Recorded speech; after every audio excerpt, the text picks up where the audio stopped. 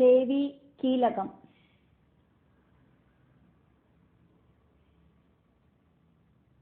இங்கே ரிஷிருவாஜா அப்படின்னு சொல்லப்பட்டிருக்கு. மார்க்கண்டேய ரிஷிஹி உவாஜா, மார்க்கண்டேய முனி சொன்னார் அப்படின்னு அர்த்தம். ஒன்னாவது ஸ்லோகம். விசுத்த ஞான தேகாய, விசுத்த ஞான தேகாய திரிவேதி திவ்ய சக்ஷுஷே ஸ்ரேயः பிராப்தி நிமித்தாய நமः சோமார்த்ததாரிணே.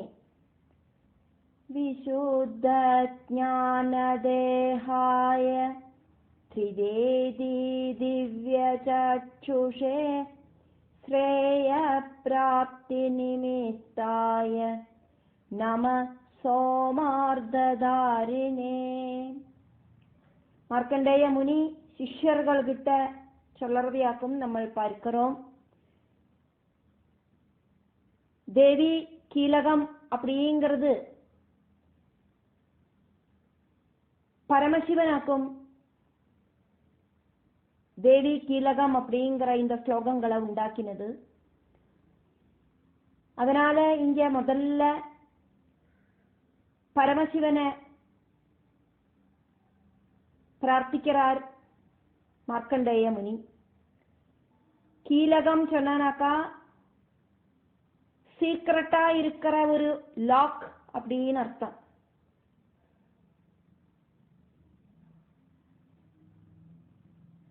சீக்கிரட்டான ஒரு லாக்க உண்டாக்கின அந்த பரமசிவனுக்கு நமஸ்காரம். எப்படி இருக்கிற பரமசிவன் அப்படின்னு சொல்லப்படுறது.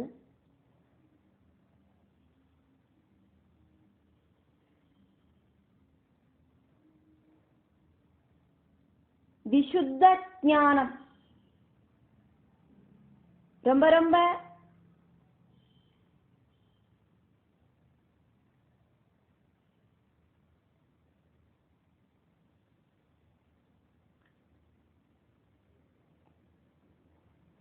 புனிதமாயிருக்கிற ஞானம்.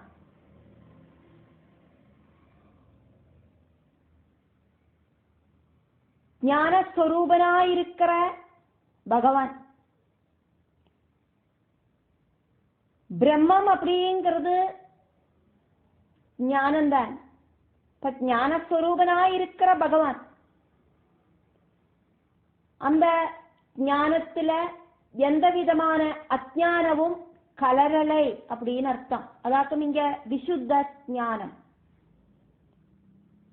அஜ்ஞானங்கள் மிக்ஸ் ஆகாத பியூர் ஞானம். அப்படி அந்த விசுத்த ஞானமே சரீரமாயிருக்கிற பரமசிவன்.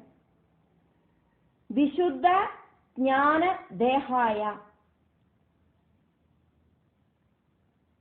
பியூரா இருக்கிற அந்த ஞானமே சரீரமாயிருக்கிற பரமசிவன். அதே மாதிரி அந்த பரமசிவனுக்கு இனியும் மகிமைகள் எடுத்து சொல்லப்படுறது. திரிவேதி, வேதத்ரயங்கள் கண்ணுகளாயிருக்கிற பரமசிவன். ஐஷ்டிகம், பாசுகம், சௌமிகம் இப்படி இருக்கிற 3 கண்ணுகள் இருக்கிற பரமசிவன். ரிக்வேதம், யஜுர்வேதம், சாமவேதம் இப்படி இருக்கிற 3 கண்ணுகள் இருக்கிற பரமசிவன். திரிவேதி திவ்ய சக்ஷுஷே ஸ்ரேயः பிராப்தி நிமித்தாய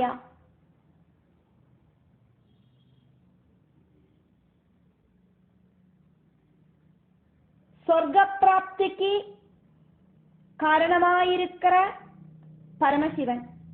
ரொம்ப ரொம்ப ஹார்ட் ஒர்க் பண்ணினா மோட்ச பிராப்திக்கே காரணமாயிட்டு இருக்கிற பரமசிவன். மோட்ச பிராப்திக்கு ஒரு எபிலிட்டி இல்லாதவாளுக்கு சொர்க்க பிராப்திய ஆவதும் கொடுக்கறதுக்கு காரணமாயிருக்கிற பரமசிவன். அதே மாதிரி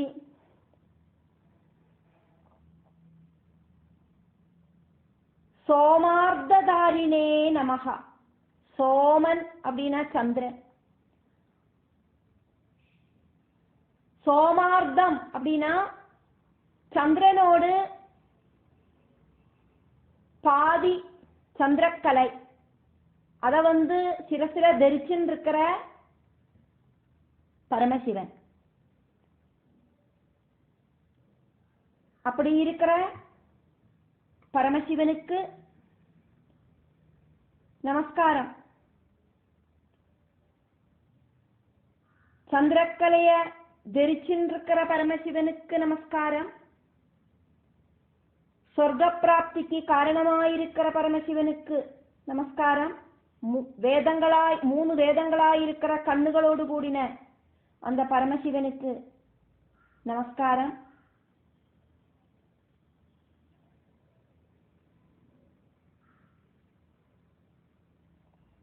அதே மாதிரி பரிசுத்தமான ஞானமே சரீரமாயிருக்கிற அந்த பரமசிவனுக்கு நமஸ்காரம் அப்படிங்கிறது முதல் ஸ்லோகம்.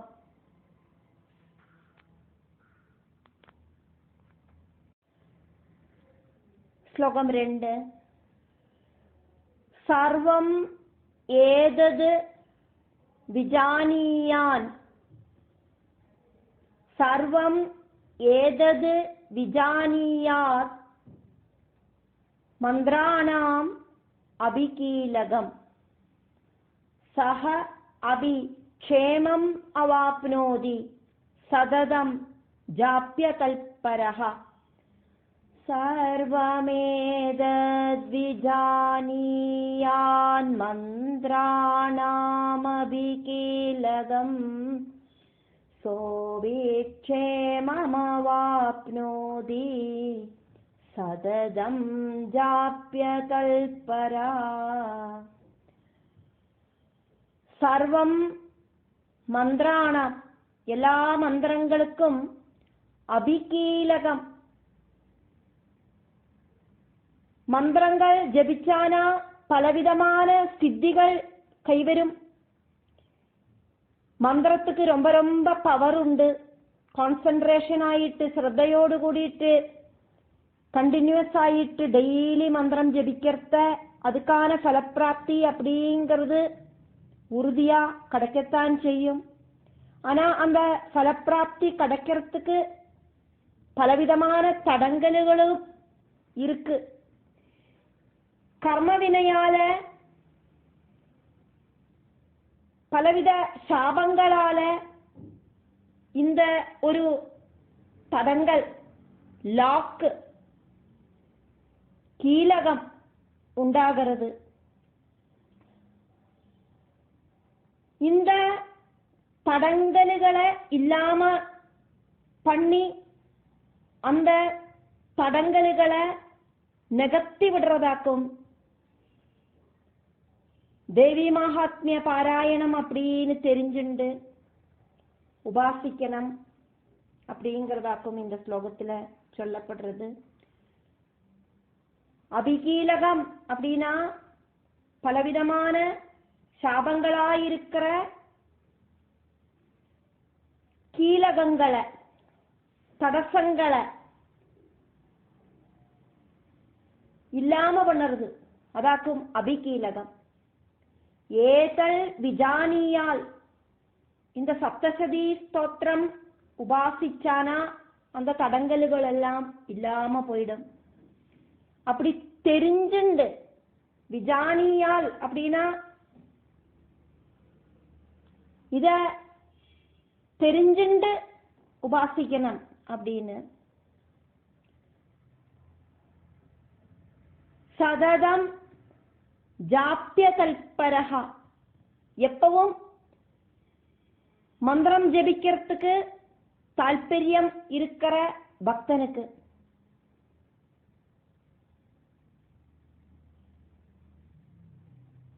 டிஸ்கண்டின்யூ ஆகாக்கி டெய்லி மந்திரம் ஜபிக்கிறதுக்கு தால்பரியம் இருக்கிற பக்தன் சஹ அபி க்ஷேமம் அவாப்னோதி, அவனுக்கு க்ஷேமம் அப்படிங்கிறது கிடைக்கிறது அப்படின்னு இந்த ஸ்லோகம். ஸ்லோகம் 3. சித்யந்தி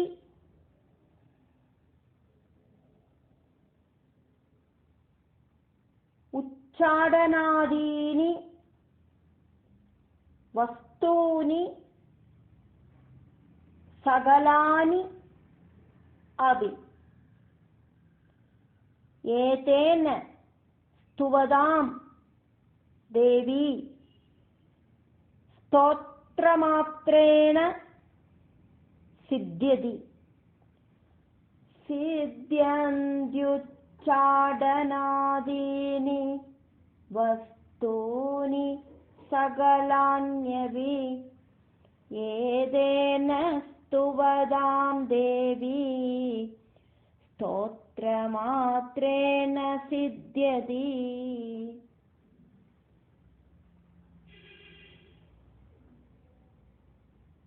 ஏதேன ஸ்தோத்ரமாத்ரேண, இந்த சப்தசதி ஸ்தோத்திரம் ஒன்னுனால மட்டுமே, ஸ்துவதாம் துதிக்கிறவாளுக்கு, இந்த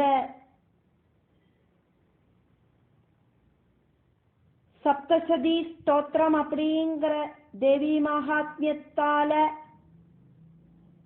மட்டுமே துதிக்கிறவாளுக்கு தேவி சித்தியதி, தேவி பிரசாதிக்கிறா. அதுக்கு ஒரு எக்ஸாம்பிளையும் இங்க சொல்லறா.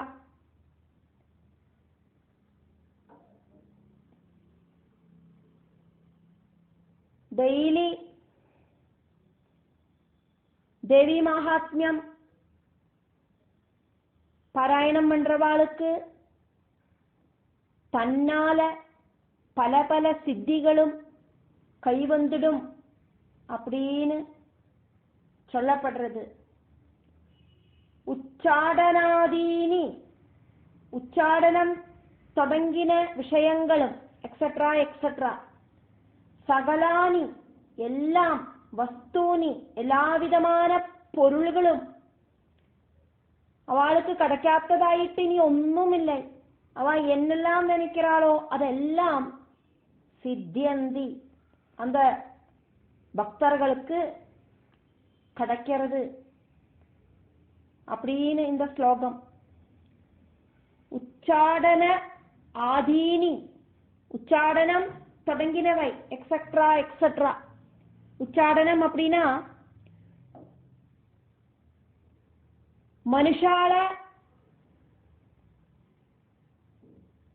மனுஷாலோட சொஸ்ததைய இல்லாம பண்ணற நம்மளோட கண்ணுக்கு தெரியாத பல விஷயங்கள் இருக்கு. பூத பிரேத பிசாசுக்கள் மனுஷால ஆட்டி படைக்கிறது அப்படிங்கிறத தெரிஞ்சுண்டு, மனசாலையும் சரீரத்தாலையும் பல விதத்தில இருக்கிற உபதிரவங்களை இந்த பூத பிரேத பிசாஜு பாதைகள் எல்லாம் செய்யறது அப்படின்னு தெரிஞ்சுண்டு, அந்த மாதிரி இருக்கிற உபதிரவங்களை இல்லாம பண்றதுக்கு மந்திரம், ஔஷதம், அதாவது மருந்து, இதாலையெல்லாம் குணப்படுத்துறதுக்கான ஒரு மார்க்கமாக்கும் மந்திரசாஸ்திரத்துல உச்சாடனம் அப்படிங்கிறது. சப்தசதி பாராயணம் பண்ணற ஒரு பக்தனுக்கு தேவி மகாத்மியத்தை நித்தியம் பாராயணம் பண்ற ஒரு பக்தனுக்கு இந்த உச்சாடன சித்தி கை வருது அப்படின்னா அந்த பக்தன் இந்த சித்தியால இந்த பூத பிரேத பிசாஜு உபதிரவங்களை எல்லாம் இல்லாம பண்ணிடுவர் அப்படிங்கிறது இங்க சொல்லப்படுறது. இந்த ஸ்தோத்திரத்தால தேவி மகாத்மியத்தால ஸ்துதிக்கிறவாளுக்கு அம்பாள் பிரசாதிச்சு அவளுக்கு பல பல சித்திகளையும் கொடுக்கிறா. அதுல ஒன்னாக்கும் உச்சாடனம் அப்படிங்கிற சித்தி. மந்திரசாஸ்திரம் உச்சாடனம் அப்படிங்கிற மந்திரமும் ஔஷதமும் சேர்ந்த அந்த உச்சாடனம் அப்படிங்கிறது இந்த மாதிரி கண்ணுக்கு தெரியாத சக்திகளால மனுஷா அவதிப்படுறவா இருப்பாளே அவளை அந்த தேவி பக்தனுக்கு குணப்படுத்துறதுக்கு சாதிக்கும் அப்படிங்கிறதையாக்கும் இங்க சொல்லப்படுறது. ஸ்லோகம் 4. ந மந்திரோ ந ஔஷதம் ந மந்திரஹ ந ஔஷதம் தத்ர ந கிஞ்சித் அபி வித்யதே வினா ஜாப்யேன சித்யேத சர்வம் உச்சாடனாதிகம். ந மந்திரோ நௌஷதம் தத்ர ந கிஞ்சிதபி வித்யதே வினா ஜாப்யேன சித்யேத சர்வமுச்சாடனாதிகம்.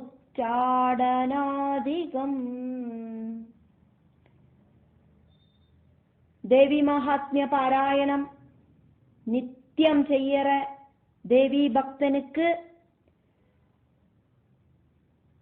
உச்சாடனம் அப்படிங்கிற அந்த கர்மத்துக்கு தேவையான மந்திரம் ஔஷதம் இதொன்னும் இல்லாதக்கே அந்த உச்சாடனம் அப்படிங்கிற சித்தி உண்டாகிறது. உச்சாடனம் அப்படிங்கிறது மந்திரசாஸ்திரத்துல பல மந்திரங்களை சொல்லி ஔஷதத்துல அந்த மந்திரங்களை ஜபிச்சு அந்த ஔஷதத்தை கொடுத்தாக்கும் இந்த மாதிரி இருக்கிற அசுகங்களை எல்லாம் குணப்படுத்துறது மந்திரசாஸ்திரம்.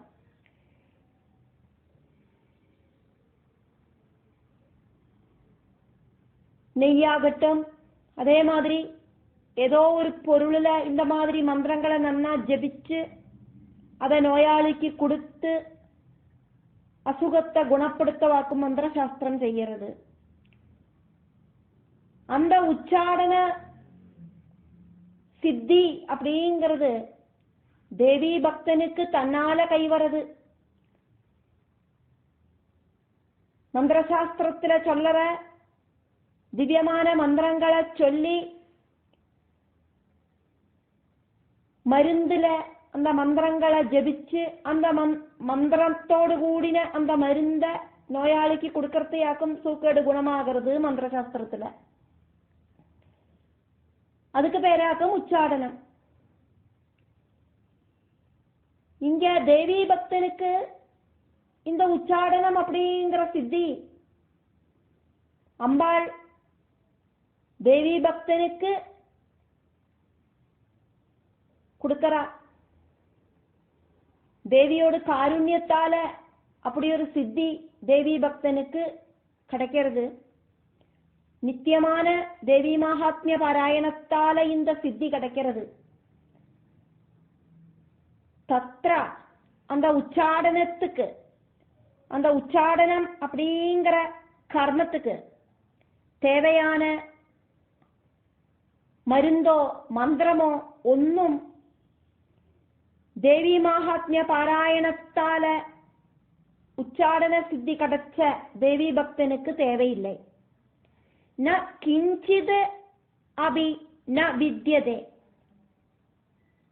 இந்த மருந்துகளை பத்தின ஞானம் உண்டாக வேண்டாம், மந்திரங்களை பத்தின ஞானம் உண்டாக வேண்டாம்.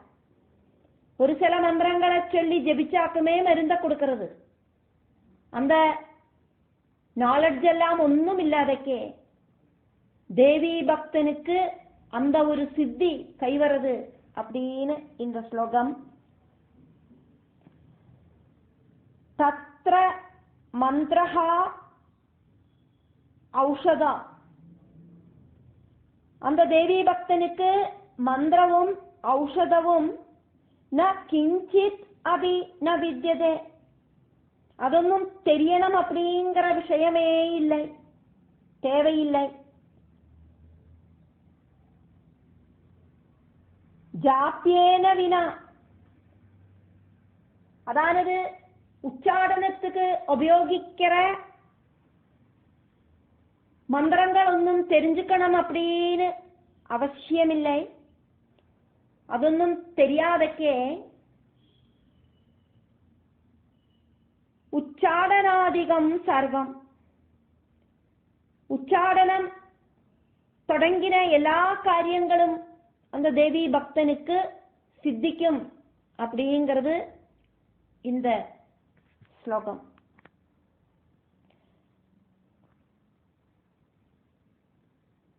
தேவியோடு சப்தசதிய நித்தியம் பாராயணம் பண்ணற பக்தனுக்கு உண்டாகிற அந்த சித்தி அப்படிங்கிறது எவ்வளோ பெரிய சிரேஷ்டம் அப்படின்னு இங்க சொல்லப்படுறது.